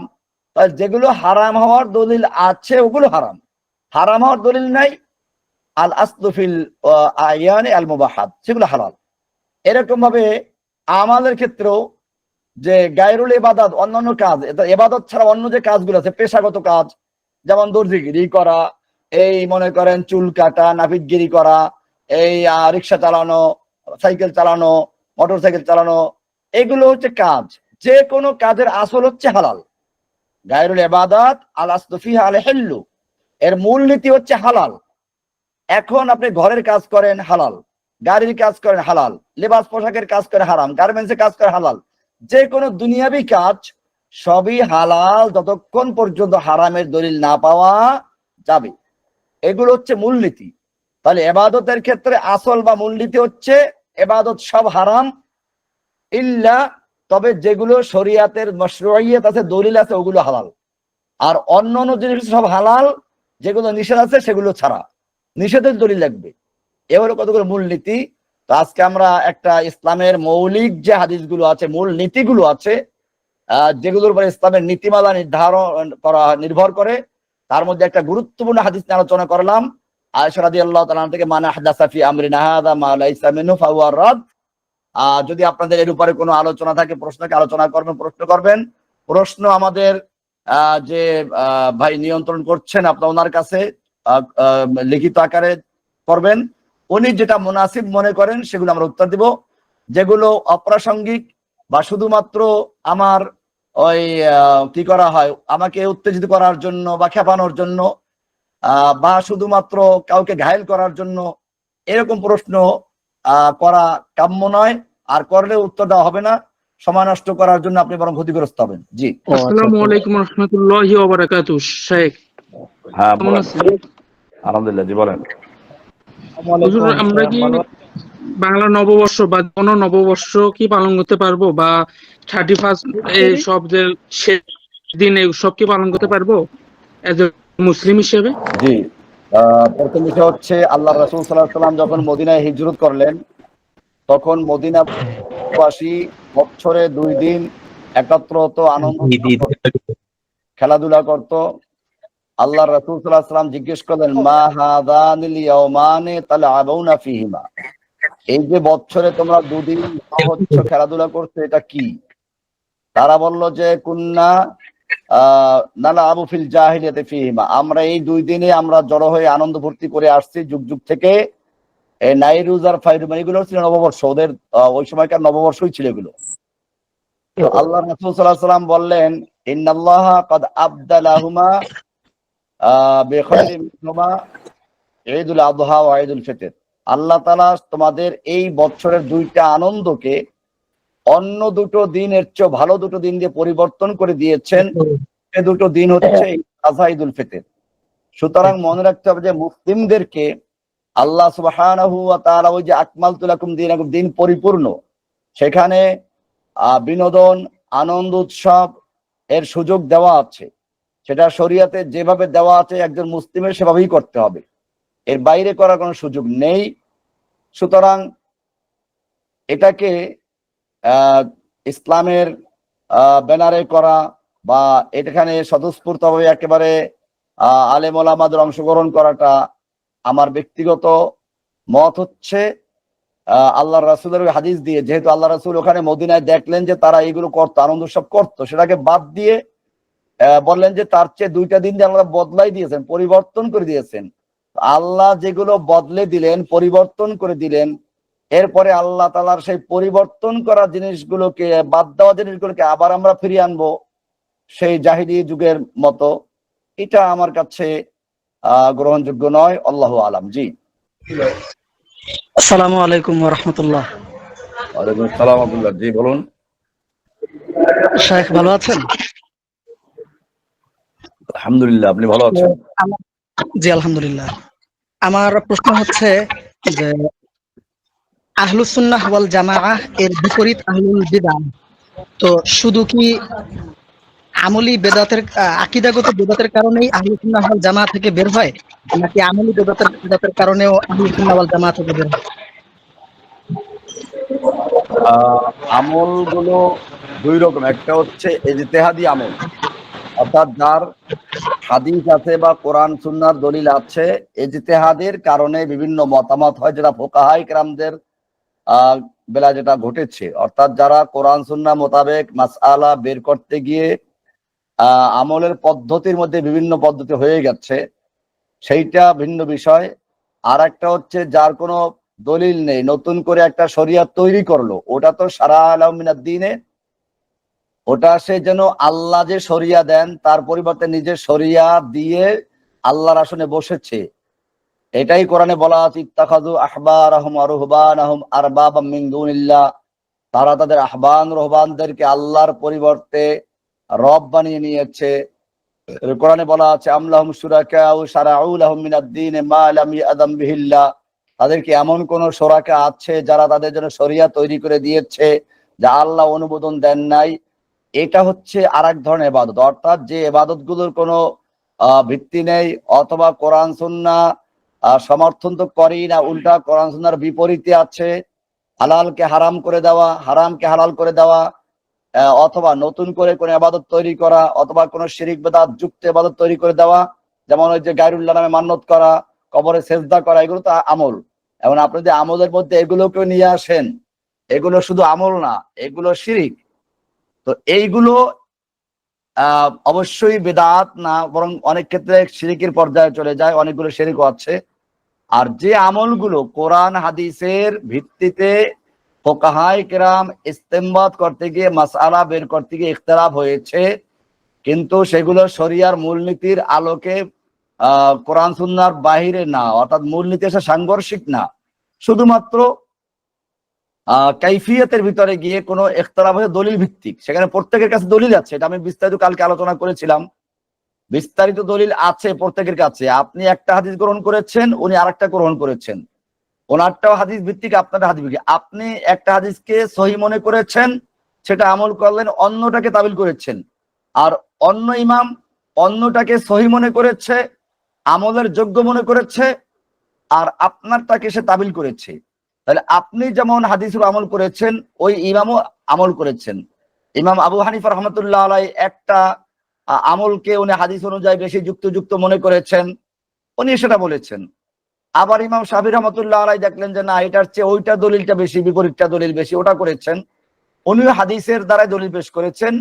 এইগুলোকে বলা হয় মুজতাহাদ ফিহি, মানে ইমামদের ইখতিলাফি মাসআলা। এইগুলো আর ওই বেদাতীদের তৈরি করা আমলগত বেদাত বা আমলগত শিরক এক না। দুইটাকে তালগোল পেঁচাই ফেললেই সমস্যাটা হয়ে যায়। আর এই কারণেই আমাদের উম্মতের মধ্যে এই সূক্ষ্ম রহস্যটা না বোঝার কারণে আমরা তালগোল পাকাই দেই। কেউ বলে ইমাম আবু হানিফা মুশরিক ছিলেন, নাউযুবিল্লাহ, উনি কি শরিয়া তৈরি করেছেন নাকি ওই বেদাতীর মতো? উনি দলিল ভিত্তিক মাসলা মাসাইল বের করেছেন ওনার জানা হাদিস অনুযায়ী, এলেম অনুযায়ী। এরপর উনি বলে দিয়েছেন যে যদি আমার কোনো কথা হাদিস কোরআনের বা দলিলের বিপরীতে হয়, তোমরা আমারটা বাদ দিয়ে ওনার ওইটা সহিটা কবুল করবে। এটা ওনার বিভিন্ন কিতাবে এটা বলা আছে, ইদা সাহহাল হাদিস ফাহু মাযহাবি, অথবা এরকম বলা আছে কি আছে, লা ইয়াজুযু লি আহাদিন আন ইফতিয়া বিকাউলিনা হাত্তা ইয়ালামা মিন আইনা কুলনা। কোন মুফতির জন্য বৈধ নয় আমার কথা দিয়ে দলিল দেওয়া যতক্ষণ পর্যন্ত সে না জানবে আমি কোন সূত্র থেকে দলিল দিয়েছি। ইমামরা এই বিষয়গুলো ক্লিয়ার করেছেন। কাজে ইমামদের প্রতি আপনারা সদয় হন, ইমামদের প্রতি সুধারণা রাখেন, ঐক্যের চেষ্টা করেন। আর যেটা হলো দুইটা জায়গা পার্থক্য আছে, আমল দুই রকম। একটা হচ্ছে ইজতিহাদি ফিকহি মাসাইলের ক্ষেত্রে ইজতিহাদগত কারণে ইখতিলাফ হওয়া, এটা ইবাদত তৈরি করা নয়, ইহদাসের অন্তর্ভুক্ত নয়, এটা ইজতিহাদি বিষয়। আর একটা হচ্ছে যেটা ওই যে বললাম 6টা উসুল বললাম, মন করা 6টা যে তরিকা বললাম যে এইগুলো মুয়াফিক না হওয়া, ওইটা ভিন্ন জিনিস। যেমন কবরে সেজদা করা, এরকম ভাবে আপনার গায়রুল্লাহ নামে মান্নত করা, এই জাতীয় এরকম শহীদ মিনারে গিয়ে স্যালুট দেওয়া, মাথা নত করা, নগ্ন পায়ে হাঁটা, আগুনে স্যালুট দেওয়া, এগুলো ভিন্ন জিনিস। কাজে আপনাদের দুইটার মধ্যে পার্থক্যটা বুঝতে হবে, না বুঝতে পেস লাগবে। জি আসসালামু আলাইকুম শাইখ। জি বলেন। শাইখ, আমি বাংলাদেশ থাকতে হানাফি মতবাদ ফলো করতাম, বাট আমি এখন সৌদি অবস্থান করছি রিজিকের টানে। তো এখানে আমার ইবাদতের ক্ষেত্রে কোনো সময় অন্য মাযহাব ফলো হয়ে যায়। এখন কি আমার এখানে ইবাদত কোনো বাতিল বঞ্চিত কিছু একটু হবে কিনা আশঙ্কা করা যায়? আপনি পড়াশোনা করেন, জেনে বুঝে তারপর আমল করেন, অন্ধ অনুসরণ না করা, যেখানেই যান। আর এটা একটা ফুকাহাদের কওল আছে যে বর্তমান মুফতি যারা আধুনিক যুগে যারা ঐক্যের দিকে চান, তারা অনেকেই বলেছেন যে আপনি যখন ফিকহি বিষয় যে ওই যে বললাম যেগুলো মুস্তাহাব সুনান নিয়ে ইখতিলাফ আছে, সেক্ষেত্রে আপনি যখন যেখানে থাকবেন ওইখানে যেটার উপর বেশি লোকের আমল করে সেটা করতে পারেন, আপনি সে অনুযায়ী আমল করতে পারেন। ঠিক আছে, ওখানে যদি সবাই এক ধরনের সালাত আদায় করে, তারপর আপনার উচিত হবে ওনারা যে আমলটা করেন সেটার পক্ষে কি কি দলিল আছে একটু জেনে বুঝে করলে সবচেয়ে ভালো। আলা বাসিরা, কোরআনে বলা আছে আলা আদউ ইলাল্লাহি আলা বাসিরা, তো জেনে বুঝে আমল করাটা ভালো। আমার মনে হয় আপনি একটু পড়াশোনা করলে ওখানে ওনাদের যে আমলগুলো আছে ওনারা কেন ভাবে করেন সেই দলিলগুলো জেনে নেওয়া, তারপর আমল করলে ভালো হবে। জি শুকরান শাইখ। এখানে যেমন আপনারা একটু ফলো করতে পারি আমি, জি যেমন এখানে ধরেন বাপ্পাদাইন করে জোরে আমিন বলে, এগুলোর ক্ষেত্রে আমার জানা আছে, এগুলো হ্যাঁ এগুলো করা যায়। এখন আমি কি এগুলো মানতে পারবো? কথা আপনাকে উত্তর দিয়ে দিয়েছি। ওয়ালাইকুম আসসালাম ওয়া রাহমাতুল্লাহ, হাইয়াকাল্লাহ। জি বলুন। শেখ, আমার প্রশ্ন হচ্ছে কি যে মানে 40 হাদিসের উপর যে দার্স হচ্ছে, এটা কি কোনো ব্যাখ্যা, কোনো কিতাবের ব্যাখ্যা অনুযায়ী? তাহলে হয়তো ওটা যদি পিডিএফ দিয়ে দেওয়া হতো তাহলে আমরাও দেখতে পারতাম। আসলে হচ্ছে কি, আমি যখন কোনো একটা দাস দেই তখন মূলত অনেকগুলো কিতাব পড়াশোনা করে তারপরে দাস দেই। এটা কোনো একক কোনো কিতাবকে ফলো করা হয় না। আপনি কোনো কিতাবে এরকম পুরোটা পাবেন না, এক অংশ এক জায়গায় পাবেন, আরেক অংশ পাবেন। আপনার কাজ হবে দার্সে বসেছেন, দার্স থেকে নেওয়া, অর্থাৎ আমার দার্সটাকে আপনি ভালো করে শুনবেন, পড়বেন, এখান থেকে বোঝার চেষ্টা করবেন। এরপরে আপনি অন্যান্য কিতাব পড়েন যেখান যেটা পান। এককভাবে কোনো সরাকে আমি ফলো করি না। জি। জি জাযাকাল্লাহ খায়রান। এরপরে প্রশ্ন করবেন মাহবুব। জি। মাহবুব ভাই প্রশ্ন করুন প্লিজ। আসসালামু আলাইকুম উস্তাদ, ভালো আছেন? ওয়ালাইকুম আসসালাম ওয়া রাহমাতুল্লাহ। জি, হাইয়াকাল্লাহ, বলেন। উস্তাদ, আমার প্রশ্ন হচ্ছে, এখানে আজকে দার্সে বললেন যে কোন জিনিস শরীয়তের মুওয়াফিক হওয়ার জন্য 6টা জিনিস মানতে হবে। হ্যাঁ, তো এই ক্ষেত্রে আয়েশা রাদিয়াল্লাহু আনহারই আরেকটা যে আপনার প্র্যাকটিস, যেটা হচ্ছে আপনার ওই কিয়ামুল লাইলে আর কি আপনার মুসাফ থেকে পড়া। তাহলে এই জিনিসটা আসলে মানে কিভাবে আসলে হইতেছে আমাদের এই 6টা পয়েন্টের ভিতরে? মানে বিষয়টা হলো যে কিয়ামুল লাইলে মুখস্থ পড়া আর ওই যে দেখে পড়া নিয়ে প্রশ্ন করেছেন না অন্য কিছু? জি জি, ওই যে আপনি বললেন না যে আমলটা আসলে আপনার শরীয়তের ভিতরেই হইতে হবে, যেমন জিন্স প্রকৃতি। হ্যাঁ, তো সেই ক্ষেত্রে কোরআন নামাজ। জেন্টস জি মানে কোরআন পড়ে কিনা, কোরআন পড়ে কিনা, জি জি, কোরআন যেমন পড়ে নামাজে কিনা। নামাজে তো নর্মালি আর কি কোরআন আপনার রাসূলুল্লাহ সাল্লাল্লাহু আলাইহি ওয়াসাল্লাম যেভাবে পড়ছে আপনার মেমোরি থেকে, তাই না? তো আয়েশা রাদিয়াল্লাহু আনহার একটা প্র্যাকটিস হতেছে আপনার ওই যে দেখেন দেখেন, জেন্টস বলতে এখানে জেন্টস বলতে কোরআন পড়া বোঝানো, যে কোরআন পড়তেছে, কোরআন মুখস্থ পড়ুক বা দেখে। হ্যাঁ, নফল সালাতে, ফরজ সালাতে কোরআন দেখে পড়া নিষেধ করেন প্রায় সব ইমামদের একমত। নফল সালাতের ক্ষেত্রে কোন কোন ইমামরা দেখে পড়াকে জায়েজ বলেছেন, কিন্তু এখানে জেন্টস ভিন্ন হয় না। জেন্টস বলতে আসলে যেমন কোরআন দুটো কোরআন পড়ছে, মেমোরি থেকে বললেও কোরআন পড়ছে, দেখে বললেও কোরআন পড়ছে। যদি বিষয়টি ইখতিলাফি মাসালা, ইমামদের মধ্যে এখানে দুইটা মত আছে। হানাফি মাযহাবে সালাতের ভিতরে দেখে বললে সালাত হবে না, তবে নফলের ক্ষেত্রে হানাফি মাযহাবেরও কোন কোন ইমাম অনুমতি দিয়েছেন।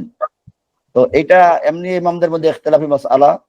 তারপরেও যদি পড়ে, একজন মুখস্থ নাই, তার তেলাওয়াত এমনি করলে করবে, সে চিন্তা করলে একটু সালাতের ভিতরে দাঁড়াই পড়ি, তো এটা কঠোরভাবে বাধা দেওয়ার কোনো সুযোগ নেই। এটা জেন্টস ইখতিলাফ হয় নাই। জি। মানে এটা কি আমাদের এই 6টা ক্রাইটেরিয়ার কোনটার ভিতরে পড়ে নাকি এটা? না, পড়ে না। এটা জেন্টস এর ভিতরে জি পার্থক্য হয়। জাযাকাল্লাহ খায়রান। এরপরে প্রশ্ন করবেন এমডি তাওহিদুল ইসলাম কুতুবী। তাওহিদুল ইসলাম কুতুবী। তাওহিদুল ইসলাম কুতুবী। আসসালামু আলাইকুম ওয়া রাহমাতুল্লাহ। উস্তাদ মুহতারাম, ভালো আছেন? আলহামদুলিল্লাহ। জি, বলুন, কেমন আছেন? আলহামদুলিল্লাহ, আমি ভালো আছি। আমার প্রশ্ন হলো সংক্ষিপ্ত একদম। বিগত আমাদের একদিন আগে যেমন শুভ নববর্ষ গেছে বাংলা, এটা আমরা মুসলমান হিসাবে এটা আমাদের জন্য কি মানে উদযাপন করা আমাদের জন্য হারাম। তো ওইটা আমাদের বর্জনীয় কি এবং করণীয় কি?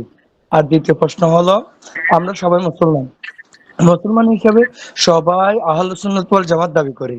সবাই একমাত্র জান্নাত দল হলো আহলে সুন্নাত ওয়াল জামাত। কারণ আহলে সুন্নাত ওয়াল জামাত দাবি করার জন্য আমাদের শরিয়া ভিত্তিক মূল কি, এই জিনিসটা আমি জানতে চাই। আচ্ছা, প্রশ্ন আপনারা দুইটা করতে, কারণ দুইটা করলে আমার আগেটা মনে থাকে না, এটা পেস লেগে যায়। আমার মাথায় এখন অতটা শক্তিশালী নাই, দুর্বল বেদা নিয়ে কাজ করছি এখন, জেলে থেকে মাথা দুর্বল হয়ে গেছে একেবারে। যাক, তারপর আপনারা বলছি, প্রথম আপনার প্রশ্নটা আমি আগে দিয়েছি যে এই যে ইসলামের সংস্কৃতি, ইসলামের তাহজিব তামাদ্দুন সবগুলো আলাদা। আল্লাহ রাসূল সাল্লাল্লাহু আলাইহি ওয়াসাল্লাম যখন জানলেন ইহুদিরা আশুরার দিনে রোজা রাখে, তখন আল্লাহ বলেন যে একদিন আগে বা পরে মিলিয়ে রাখো, যে ওদের সাথে মিল না হয়। মান তাশাব্বাহা বিকওমিন ফাহুয়া মিনহুম। এরপরে মদিনায় গিয়ে দেখলেন যে ওরা 2 দিন বছরে ঈদ উদযাপন করে, আনন্দ ফুর্তি করে। আল্লাহ রাসূল বলেন যে আল্লাহ এটা বদলাই দিয়েছেন ঈদুল ফিতরের যা দিয়ে। তা আপনি তো বুঝতেই পারছেন শরীয়তের মেজাজটা, শরীয়তের যে পদ্ধতিটা কত স্পষ্ট, যে ইসলাম একটা পূর্ণাঙ্গ দিন। এই পূর্ণাঙ্গ দিনের ভিতরে অন্য কোনো সংস্কৃতি, অন্য কোনো পদ্ধতি, অন্য কোনো ইবাদত, অন্য কোনো কিচ্ছু প্রবেশ করার কোনো সুযোগ নেই। বাস আমি এটাই বলেছি, বাকিটা আপনি বুঝে নেবেন কি বলতে চাইছি। তো ব্যাখ্যা দেওয়া আসলে তো খেয়াল রাখবেন আপনারা। আমি তো বারবার বলি যে আমরা এই দার্সটা যাতে চালু রাখতে পারি, এইটা সহযোগিতা করবেন। এত যদি বিস্তারিত ব্যাখ্যা আপনারা চান তাহলে আমি এই ক্লাসটা তো মনে করি সবাই যোগ্য লোক বিজ্ঞ লোকদের নিয়ে আমি ক্লাস করতেছি, এই তো প্রাইমারি ক্লাস করতেছি না। কাজেই জি জি। আপনারা এটা বুঝে নেবেন যে আমি কি বলছি, আগেই তো উত্তর দিয়ে দিয়েছি, এত খোঁচানোর কোনো দরকার নেই, এটা খেয়াল রাখবেন। 2 নাম্বার বিষয় যেটা সেটা বলতেন, কোনটার জন্য বললো? প্রথমে 2 নম্বর প্রশ্ন। আহলুস সুন্নাহ ওয়াল জামা। জি জি, আহলুস সুন্নাহ ওয়াল জামা সবাই মুসলিম হিসেবে সবাই দাবি করে জি হুজুর, জি সবাই তো দাবি করে আহলুস সুন্নাহ ওয়াল জামা, কিন্তু আহলুস সুন্নাহ ওয়াল জামার অর্থটা কি আসলে? আহলুস সুন্নাহ ওয়াল জামার অর্থ হচ্ছে আহলুস সুন্নাহ, যারা আল্লাহ রাসূলের সুন্নাহকে অনুসরণ করে, ওয়াল জামা অবমানা মা জামাতে আসহাবে রাসূলুল্লাহ সাল্লাল্লাহু আলাইহি ওয়াসাল্লাম, আল্লাহর রাসূলের সাহাবীরা আল্লাহর রাসূলের সুন্নাহকে যেভাবে মান্য করেছেন, অনুসরণ করেছেন, সাহাবায়ে কেরামদের আয়না দিয়ে রাসূল সাল্লাল্লাহু আলাইহি সাল্লামকে দেখে আমল করাটাই হচ্ছে আহলুস সুন্নাহ ওয়াল জামা। অর্থাৎ আল্লাহ রাসূল সাল্লাল্লাহু আলাইহি সাল্লাম কি করেছেন, কি করেন নাই, কিভাবে করেছেন, কোন সময় করেছেন, কোন জামানায় করেছেন, কোন স্থানে করেছেন, কিভাবে করেছেন, এই যে 6টা কথা বললাম, এই সবগুলো সাহাবায়ে কেরামদের, আমরা আল্লাহর কোরআনকে দেখবো রাসূলের আয়না দিয়ে, রাসূলকে দেখবো সাহাবায়ে কেরামদের আয়না দিয়ে, সেটা বলছে আহলুস সুন্নাহ ওয়াল জামাআ। মানে যারা সুন্নাহকে অনুসরণ করে, সুন্নাহর আহাল, সুন্নাহর ধারক বাহক। ওয়াল জামাআ মানে মা জামাতে আসহাবে রাসূলুল্লাহ সাল্লাল্লাহু আলাইহি ওয়াসাল্লাম, সাহাবায়ে কেরামদের জামাআ বলা হয়েছে। একজন দুজন সম্মিলিতভাবে যেগুলো আছে, দুই একজনের ব্যতিক্রম মত থাকতে পারে, কিন্তু মৌলিকভাবে সাহাবায়ে কেরামদের জামাআ, যেটাকে যেভাবে অনুসরণ করেছেন ওইটাকে ওইভাবে অনুসরণ করাটাই হচ্ছে আহলুস সুন্নাহ ওয়াল জামাআ। এখন এর মধ্যে আমি তো বারবার বলেছি যে ফিকহি মাসালার ক্ষেত্রে বিভিন্ন মতভেদ আছে, কিন্তু মৌলিক বিষয় সবাই একমত। আপনি দেখবেন হানাফি, শাফি, হাম্বলি, মালিকি, এরকম বর্তমান সময়ের যে পঞ্চম মাযহাব বললাম কালকে, আহাদুল হাদিস বা সালাফি, এই লোকগুলোর ভিতরে মৌলিক বিষয়ে কোনো পার্থক্য নেই। তারা সবাই আল্লাহর রাসূল, ঈমান, আমানতু বিল্লাহি ওয়া মালাইকাতিহি ওয়া কুতুবিহি ওয়া রাসূলিহি ওয়াল ইয়াউমিল ওয়াল কদর খায়রি ওয়া শাররি, সবগুলো একমত সবাই। এরকম সালাতের মৌলিক বিষয় তারা একমত, এরকম ভাবে শরীয়তের মৌলিক বিষয় সবাই একমত, এখানে পার্থক্য নেই। অন্য যে আছে জাবরিয়া, কাদরিয়া, জাহামিয়া, মুরজিয়া, রাফিজি, খাওয়ারেজ, মুতাজিলা, এই যে কতগুলো ফিরকা আছে, তাদের প্রত্যেকের আকীদা ভিন্ন ভিন্ন আছে। তো এইগুলোর থেকে যারা মৌলিকভাবে পার্থক্য মানে কি বর্জন করে, যারা মৌলিকভাবে কোরআন সুন্নাহর অনুসরণ করে, সাহাবায়ে কেরামরা যেভাবে করেছেন, এরা সবাই মিলেই আহলুস সুন্নাহ ওয়াল জামাআহ। কাজেই আপনি এই ফিকহি ইখতিলাফ দেখি সবাইকে আহলুস সুন্নাহ বের করে দিবেন, এইটা তো আমি গতকালকে বিস্তারিত বলেছি, গতকালকে তা শুনে নেবেন, হয়তো আপনি গতকাল ছিলেন না। জি, আসসালামু আলাইকুম রহমতুল্লাহ শেখ। ওয়ালাইকুম আসসালাম ওয়া রাহমাতুল্লাহ। জি বলেন ভাই। আমার প্রশ্নটা হলো যে হাদিসের মধ্যে একটা হাদিস আছে, মান ওয়াক্কা সাহিবা বিদআতিন ফাকাদ আনা আলা হাদামিল ইসলাম। এখন এই হাদিস থেকে একটা প্রশ্ন হলো যে বেদাত থেকে কি মানে সম্মান প্রদর্শন করা যাবে কিনা। 2 নাম্বার যে একটা প্রশ্ন হলো যে কুল্লু বিদআতিন দলালা। দুইটা করে আমি ভুলে যাই, বললাম যে আমি আমার মেধা খুব দুর্বল, আমি ওই বাচ্চাদের অবস্থা, বাচ্চাদের যদি বলেন যে এই বাচ্চা তুমি মসজিদ যাইবা না বাজার যাইবা, বাজার যাবো, উল্টোই বলেন বাজারে যাইবে না মসজিদ যাইবা, মসজিদ যাবো, তারপরে ও শেষেরটা মনে রাখে, আগেরটা ভুলে যায়। আমার অবস্থা এরকম, আমি আসলে বাচ্চা হয়ে গেছি। আপনি একটা প্রশ্ন করবেন, দুইটা একসাথে করবেন না কেউ, এটা খুব খেয়াল রাখবেন, দুইটা প্রশ্ন করলে আমার পেছ লেগে যায়। তো আপনি যেটা বলছেন মাশাআল্লাহ, এটা ভালো জিনিস, যে মান ওয়াক্কারা সাহাবা বিদআতিন ফাকাদ আনা আলা হাদামিল ইসলাম। তো এই হাদিসটার সনদে একটু সমস্যা আছে, তারপর আমি বলি যে মজমুনটা খারাপ না, সেই হিসেবে বলা যায়। তো আসলে বেদাতিকে বেদাতের জন্য সম্মান করাটা হলো এই হাদিসের অন্তর্ভুক্ত। গণতন্ত্রীকে গণতন্ত্রের জন্য ভালোবাসা, এটা জায়েজ নেই। বেদাতিকে বেদাতের জন্য ভালোবাসা জায়েজ নেই। এমনি আপনার দরবারে একজন মেহমান আসলো, তো সেটা তো আল্লাহ রাসূল সাল্লাল্লাহু আলাইহি ওয়াসাল্লাম ইহুদি নেতারা যখন আসলেন তাদেরকে সম্মান করেছেন, এটা মেহমান হিসাবে। তাহলে একটা হচ্ছে কোন বেদাতি আলেম, সে পপুলার, আপনি তাকে সম্মান জানালেন এই জন্য যে সে একজন আলেম, বেদাতি আলেম, এটার জন্য না, এটা জায়েজ নেই। আর একটা হচ্ছে সে আপনার বাড়ি মেহমান হয়েছে, মেহমানের সৌজন্যতার জন্য আপনি আচরণ ভালো করেছেন, এটা রাসূল সাল্লাল্লাহু আলাইহি ওয়াসাল্লামের আচরণ দেখবেন। ওই যে একজন লোক আসলো, আল্লাহ রাসূল সাল্লাল্লাহু আলাইহি ওয়াসাল্লাম আয়েশাকে সাবধান করলেন, বেসার আশিরুল কওম, তো এই সাবধান করলেন, কিন্তু পরে যখন লোকটা আসলো তার সাথে খুব ভালো আচরণ করলেন। আয়েশা বললেন যে ইয়া রাসূলুল্লাহ, আপনি তার সাথে যে আচরণ করলেন অথচ আগে তোমাকে সাবধান করলেন। বলে এই জন্য তুমি আমার আচরণ দেখে যেন তাকে আমার কোন হিতাকাঙ্ক্ষী মনে না করো, সেজন্য আগে সাবধান করেছি। এরকম ভাবে বিভিন্ন কওমের যদি উফুদ আসতো, এই যে নাসারা নাজরানদের উফুদ আসছিল, অফদ আসছিল, আল্লাহ রাসূল তাদেরকে সম্মান করেছেন। এই সম্মানটা বুঝতে হবে ভালো করে।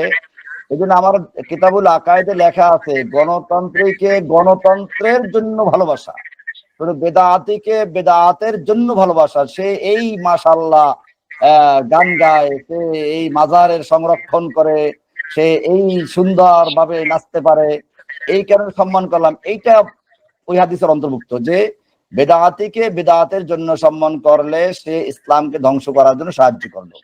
আর একটা হচ্ছে বেদাতিকে আপনি সম্মান করছেন এই জন্য যে বেদাতিকে সম্মান করলে তার মুরিদরা আমার দিনের দাওয়াত পাইবে, সহজে দাওয়াত পৌঁছান যাবে, সেই জন্য আপনি গেলেন। আমরা অনেক সময় বেদাতিদের সাথে মিশি, বেদাতিদের কাছে যাই। কেন যাই?